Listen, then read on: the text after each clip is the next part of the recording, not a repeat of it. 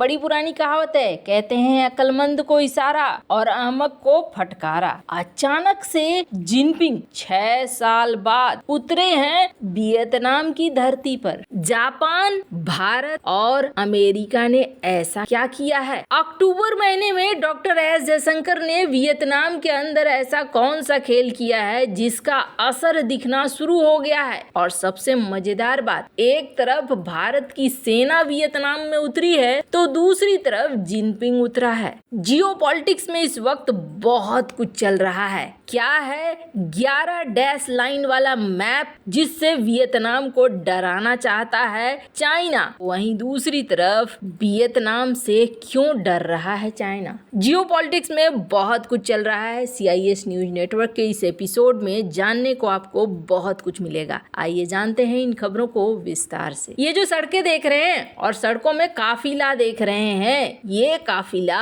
Jinping का है जो सोशल मीडिया में पोस्ट किया जा रहा है। और ये धरती कहाँ की है? ये धरती है वियतनाम की। बड़े ही काफिले में सज धज कर अपनी पत्नी के साथ जिनपिंग 6 साल बाद वियतनाम में उतरे हैं। और सबसे बड़ी आश्चर्य की बात क्या है ना, मैप में आप देखो, वियतनाम एकदम सगा वाला पड़ोसी है चाइना का। और वियतनाम और चाइना का बड़ा तगड़ा वाला इतिहास भी रहा है। जन्म जन्मांतर के दुश्मन हैं। बीच बीच में कभी कभी दोस्ती दिखला देते हैं, लेकिन जब राजाओं महाराजाओं का जमाना हुआ करता था ना, तब से दोनों एक दूसरे के दुश्मन हैं। पहले वियतनाम ने गुआंगडोंग गुआंगझी प्रांत पर कब्जा कर लिया था चाइना के, और उसके बाद फिर चाइना के जब शासक आए, राजा महाराजा वाले जमाने की बात है, तो उन्होंने क्या किया? वियतनाम पर हमला कर दिया। दोनों का ये खेल काफी लंबा चलता रहा है। और आपको बता दें सबसे बड़ी बात, 2 भाग में जब वियतनाम टूट चुका था, नॉर्थ वियतनाम और साउथ वियतनाम, तो नॉर्थ वियतनाम को ये जो कम्युनिस्ट चाइना है, यानी कि मेनलैंड चाइना जिसे कहते हैं, वो सपोर्ट करता था। साउथ चाइना को कौन सपोर्ट करता था? साउथ चाइना को सपोर्ट करता था ताइवान, मतलब चाइना के असली शासक जो भाग कर जाकर वहां बसे थे। फिर क्या होता है? फिर ये होता है कि 1976 में दोनों ताइवान मिल जाते हैं, और मिलने के बाद जब दोनों ताइवान 1976 में मिल जाते हैं, चाइना का मंसूबा पूरा नहीं होता है। दरअसल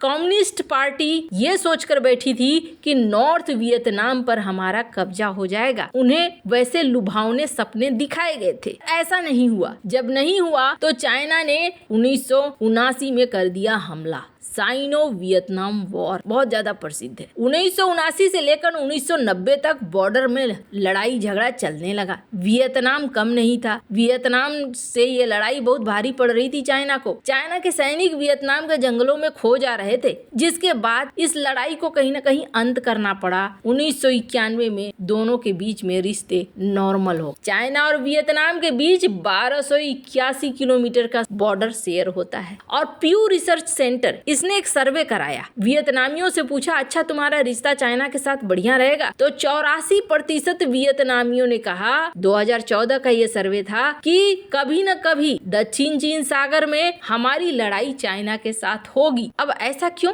अब ये इतने ज्यादा कॉन्फिडेंट क्यों है? इसके पीछे एक कारण देखिए, आपको दिखलाते हैं। थोड़ा इतिहास में पीछे चलते हैं। ये जो मैप देख रहे हैं ना, 1948 का मैप है। इसमें ये डैश लाइन है और ये डैश लाइन 11 था। यानी वियतनाम का जो ये द्वीप है, वो द्वीप कब्जे में चाइना के जाने था। ये 1948 में पब्लिश हुआ। उसके बाद 2009 में इसमें थोड़ा बदलाव किया गया और 2009 में 11 डैश लाइन के जगह 10 डैश लाइन आ गए और इस द्वीप को छोड़ दिया गया। और ये एक तरफ ये द्वीप छूटा, दूसरी तरफ ताइवान छूटा हुआ था। 2023 में ये मैप लेकर आया चाइना, और इस मैप में कितने लाइन है? 10 डैश लाइन है। जिस ताइवान को छोड़ दिया था, उस ताइवान को इन्होंने इस मैप में समेट लिया है। अभी फिलहाल वियतनाम के इस द्वीप को नहीं समेटा, क्योंकि वियतनाम से थोड़ा थोड़ा डर लगता है। अब ये डर कितना बड़ा है, इसका अंदाजा आप ऐसे लगाइए। एक तो बहुत लंबा चौड़ा बॉर्डर शेयर होता है। दूसरा, आजकल क्या हो रहा है, स्क्रीन पर द डिप्लोमेट का एक आर्टिकल देखिए। वियतनाम और जापान दोनों ने रणनीतिक साझेदारी कर ली है और कहा है कि भैया सितंबर महीने की ये कहानी ऐसी सितंबर और अक्टूबर में बहुत सारे खेल हुए हैं जहां पर इन्होंने कहा कि मिलकर लड़ेंगे, हम साथ साथ हैं। जापान के साथ ये साझेदारी हो रही है तो वहीं अमेरिका ने भी साझेदारियां बढ़ाना शुरू कर दिया। वियतनाम के लोगों का अक्सर शिकायत रहता है कि वियतनाम में इन्वेस्टमेंट नहीं हो रही है। अब यहाँ पर देखिए, एप्पल ने अनाउंस कर दिया कि आईपैड डेवलपमेंट होगा वियतनाम में, 25% आईफोन प्रोडक्शन होगा भारत में। कंपनियां भी धीरे धीरे बढ़ने लगी। अब यहाँ पर वियतनाम और जापान और अमेरिका के बीच में रिश्ते मजबूत होने शुरू हुए तो तीसरा एक एक्टर और निकल कर आ गया और वो था भारत। भारत ने इन्हें एकदम पूरी तरीके से तैयार युद्धपोत दिया, गिफ्ट लगाओ, गोला बारूद मिसाइल और दाएं करके छोड़ दो, ये वाले सिचुएशन में, यानी कि फुल्ली ऑपरेशनल वियतनाम को वॉरशिप दिया कृपान। इसके अलावे इन्होंने कहा $100 मिलियन लाइन ऑफ क्रेडिट देते हैं आपको। भारत और वियतनाम के बीच में दोस्ती बढ़िया होने लगी। स्क्रीन पर एक आर्टिकल देखिए, 400 भारतीय कंपनियों ने वियतनाम में इन्वेस्टमेंट करना शुरू कर दिया और सबसे बड़ी चीज हुई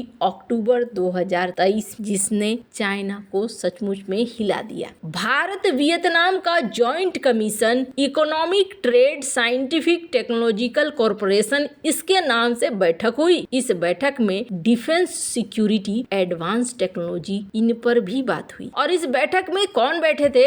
भारत की तरफ से बैठे थे डॉक्टर एस जयशंकर। ये वियतनाम पहुंचे थे। वियतनाम में ये मीटिंग होनी शुरू हो गई। अब वियतनाम के साथ कनेक्शन भारत के बढ़ने लगे, ये साफ साफ दिखने लगा। भारत और वियतनाम के बीच इस हद तक होने लगे कि वियतनाम ने भारतीयों के लिए वीजा फ्री एंट्री का भी ऐलान किया कि हम दोस्ती यहाँ पर बढ़ाना चाहते हैं। अमेरिका ने तो पहले ही एक्सपोर्ट को बांट दिया। मैक्सिको में $111 बिलियन का व्यापार बढ़ा है अमेरिका के साथ, तो वियतनाम का $78 बिलियन का, भारत का $31 बिलियन का, और चाइना से धीरे धीरे अमेरिका व्यापार को घटा रहा है। एक डर का माहौल यहाँ पैदा हो गया। आपको बता दें, जिस तरीके से यहाँ हालात हो रहे हैं उसे देखते हुए चाइना डर गया। अब एक और चीज देख लीजिए, भारत और वियतनाम के बीच में सैन्य युद्धाभ्यास हो रहा है। स्क्रीन पर आप आर्टिकल देख सकते हैं। 11 तारीख से ये युद्धाभ्यास हो रहा है। करीब करीब कहा जा रहा है कि ये 21 तारीख तक चलेगा।